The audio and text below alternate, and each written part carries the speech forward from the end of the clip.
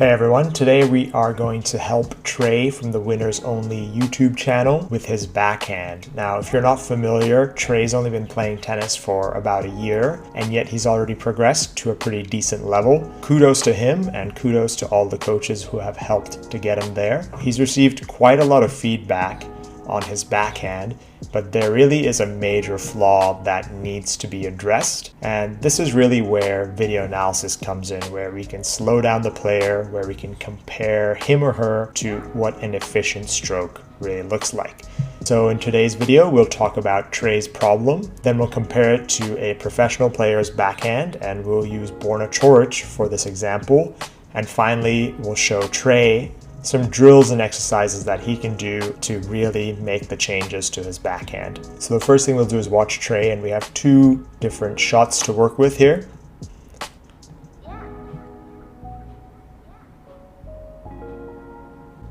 And here is the second angle. So we'll hop right into it. The major flaw with what Trey does on his backhand is really to do with where he sets his hands.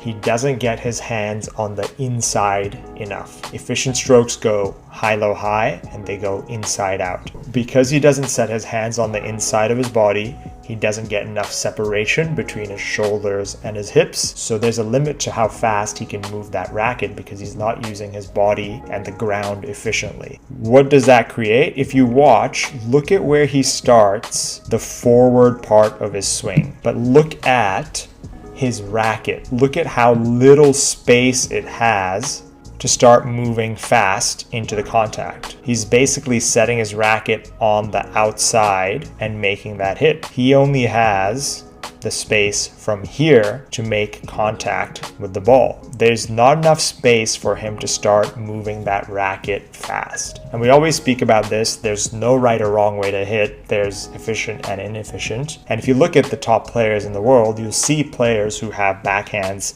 similar to this, where they set their hands on the outside. Steve Johnson, for example, comes to mind.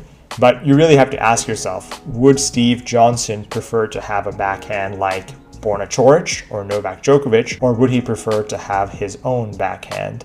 Now, you may be saying, Malhar, that's only because of where Trey is receiving the feed from. That's the only reason he's not getting enough separation, because the ball is coming across his body, so he can't really turn in how he normally would. But there's a very simple way to check that, is that we just check it on video. We add in another piece of footage, and let's take a look. If we watch here, he'll recreate the exact same thing because it's about motor patterns. That's how he's trained himself to hit after hitting thousands and thousands of backhands, where he sets his hands on the outside of his body, and that's where he starts taking the racket forward from. So it definitely doesn't have to do with the angle of the incoming ball. So let's compare Trey's backhand to Borna Coric's backhand. Look at where his hands get. That's really the main difference. His hands set onto the inside of his body. Look at here versus look at where Trey is. His hands are not close enough to his body, so that just means he doesn't have enough space to move the racket fast into the contact. He has that much space to get that racket moving fast versus Borna Coric, who's got way more space. Look at the few frames before contact. So Coric's racket starts to fall, and look at this space into the contact here. If I'm being critical, Coric is contacting a little bit too close to his body, where we've seen players like a Djokovic will have a straighter left arm.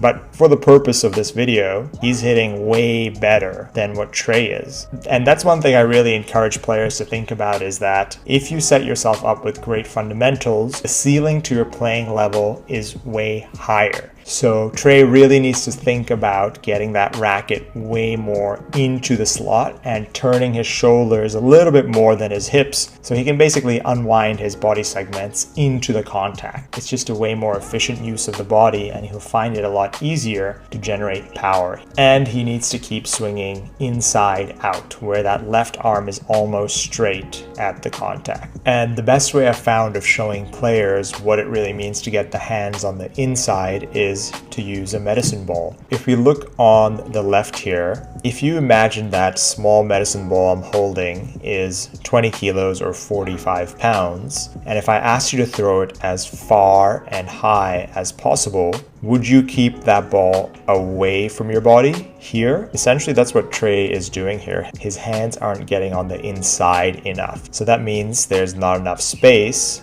to the contact to move the racket fast. So the correction for that is you need to learn to get those hands really on the inside of your body so that you can swing away from the body. So a medicine ball is a great progression to use just for this exact inefficiency that players have, because they can really get those hands on the inside and understand that they need to get the hands close so they can move them away so that they have space to make the racket move fast. And the next progression that Trey can work on is just shadow swings. So once he's really understood where his hands need to go, he needs to learn to set them, not how I'm demonstrating here where they're still on the outside. You want to rather get them on the inside of the body. So you can see here, my shoulders are turned a little bit more than my hips, and that just means I have my hands on the inside and I can get the racket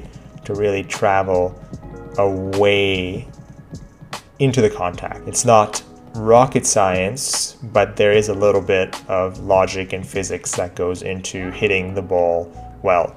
Just as a reiteration, there's just not enough space to move the racket fast into the contact, versus here I have a decent amount of space, which is why I can move the racket faster. So in terms of practicing, I would start with that medicine ball, getting the hands on the inside with the separation in the shoulders and the hips. Then once you're comfortable with that, start with shadow swings and then start working with the ball. And when it comes to making changes to your strokes, you need to think about it through the lens of motor patterns, because that's essentially what you're doing. You're trying to build new motor patterns. Weird, strange, awkward, odd, uncomfortable. These are all the things I say to players I'm working with when they're changing their strokes. It should feel weird because it's not what you've practiced thousands or tens of thousands of times. The other part about it is you need to work through blocked, variable, random practice. The research shows that random practice is the best for retention, but you also need to refine those skills in blocked and variable modes. So what does that mean? In a simple sense, Trey needs to work off of simple basket feeds just into his backhand, just setting a ball machine into there where it's a constant repeated feed. Then he needs to start challenging himself with movement, handling different balls and spins, and basically making sure that he's recreating that new or adjusted motor pattern. And then finally, he needs to do it in a random environment where he has to pull out that package and then execute that stroke in the new way. And then just a caveat on that, when you actually play tennis in a competitive environment, the last thing you want to be doing is thinking about your strokes, thinking, oh, I need to get my racket a little bit more on the inside. I need to turn my shoulders more than my hips. No, it needs to be automatic by that stage when you go into practice. You don't want to be confusing yourself and causing basically paralysis by overanalysis when you're on a competitive stage. But that is the general progression for changing strokes and making your backhand, or whatever stroke you're working on, a little bit more efficient and a little bit better. So thanks for watching, everyone. If you made it here, please like and subscribe. It does go a long way towards helping the channel. I want to give a shout out to Trey and the Winners Only YouTube channel for allowing me to use their footage. Please go check it out. Please subscribe. It's a pretty interesting and amazing thing how far he's been able to come in just a year. Thanks so much for watching. Let me know if there's any questions. All my information is in the description below. I will see you all soon.